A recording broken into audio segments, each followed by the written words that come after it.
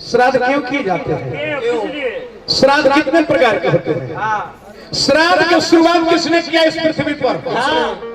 मृतलोक में श्राद्ध किसने शुरुआत किया और काहे किया गया था, क्यों किया जाता है?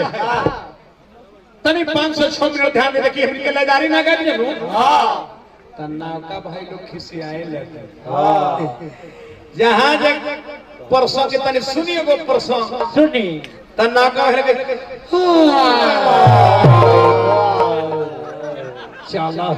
चलो ये लोग कथा कहे हमने केनियो के नहीं खींचा। जहां जे कहने के रघुकुल रीत सदा चली आई नहीं का भाई लोग के चलो हो एकरा से बढ़ के सर्व कुछ न गाइए। तो हमने डर के मारे नौका भाई लग हमने क्या हाँ मिथिलेश भाई लेदारी शुरू कर दे जाके रुको और जैसे लेदारी शुरू करवा तो बूढ़ा का उठ गई है झाड़ के चली चलो चलो चलो चलो एक के लौने छोड़े प्यासे बन जाता तो हमने के दोनों दम से मारा जाता है लेकिन तो यही सिस्टम के अनुसार कुछ बुढ़ऊ का गाला कुछ जवान भाई खाते दोनों 5 मिनट देखिए श्राद्ध कहाँ से शुरुआत हुआ, किसने सर्वप्रथम श्राद्ध को किया? 5 मिनट उत्पत्ति से कैसे हुआ, काहे ला किया गया और करने से फायदा क्या होता है, इसके बाद मिलेगा कि श्राद्ध कितने प्रकार के होते हैं। दत्तात्रेय जी के पुत्र के नाम है निमि। दत्तात्रेय जी के पुत्र के नाम था निमि। निमि के पुत्र के नाम रहे श्रीमान। और श्रीमान जब जवान भइले 10, 12, 15 बरस के तो जंगल में घर छोड़ के चल मिले। ये भाव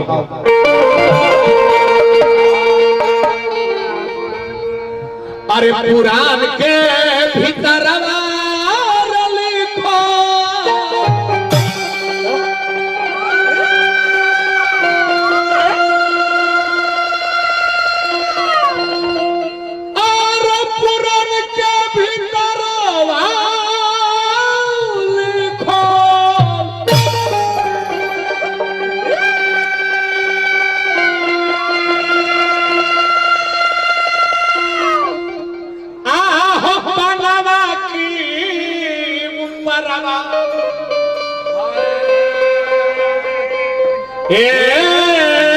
छोड़ी के घरवाना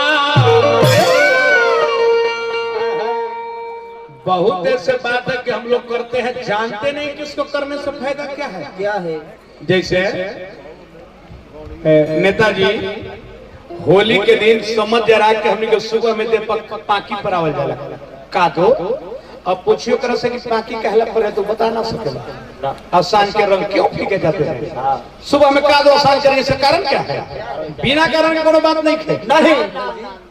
तो हर बहुत से बात है कि हम लोग करते हैं उसके बारे में जानते नहीं। पुराण के भीतर लिखो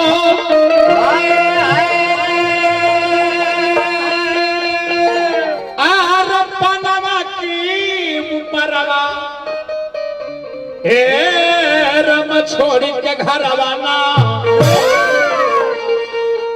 के श्रीमान तो श्रीमान कोई दिहल पयाना रम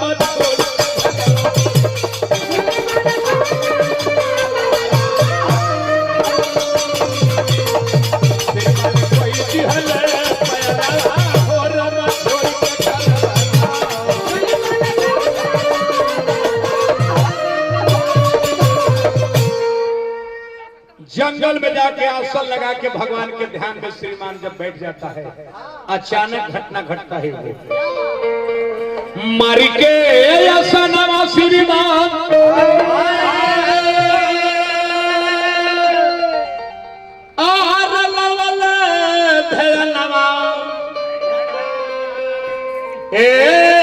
रमा वही रक्षा नवाना चके घट गईले घटनावा हो रमा वही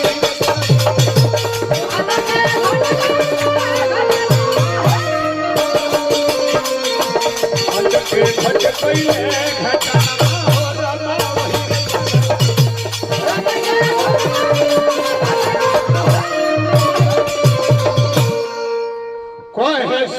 दर्शनवा रमतिया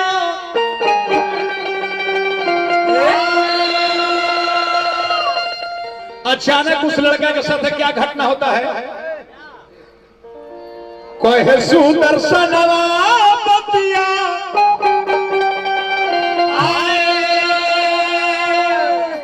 आर लिखल बा पुरनवा ए रमा वही रचनवा ना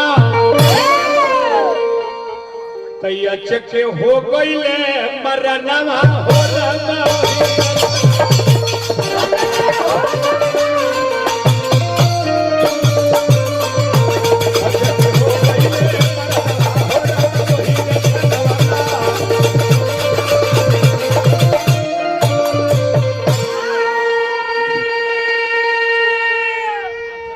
तपस्या करने के अवस्था में ही श्रीमान की मृत्यु हो जाती है।